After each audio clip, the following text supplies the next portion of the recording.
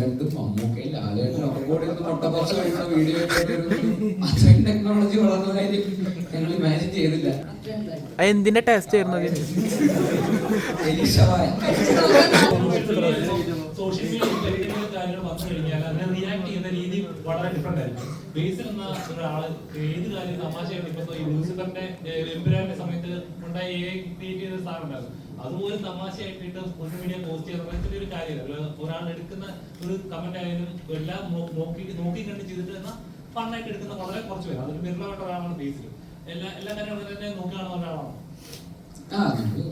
ഇവിടെയൊക്കെ തന്നെയുള്ള ആൾക്കാരാണല്ലോ. അപ്പൊ അതുകൊണ്ട് എല്ലാം ചുറ്റും നടക്കുന്നൊക്കെ അറിയാറുണ്ട്, കാണാറുണ്ട്. അപ്പോൾ എല്ലാവരും തമ്മിൽ റീലുകൾ അയക്കാറുണ്ട്, പറയുന്ന എല്ലാവരും എന്തൊക്കെയാണ് ചെയ്യുന്നത്. അപ്പൊ അങ്ങനെ ഒരു ഫോട്ടോ ടൊവിനോ അവിടെ ഇട്ടപ്പോ അങ്ങനെ ഒരു കമന്റ് ഇടാൻ അത് കണ്ടപ്പോ എനിക്ക് അതായിട്ട് തോന്നി, മുട്ടകളായിട്ട് തോന്നി. അപ്പൊ അത്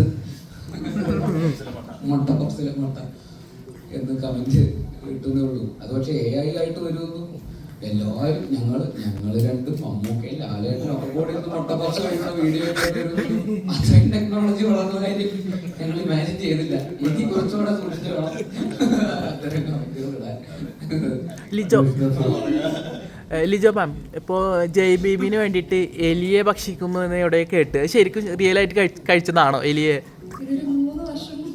ആ അതുകൊണ്ടായില്ല. അല്ല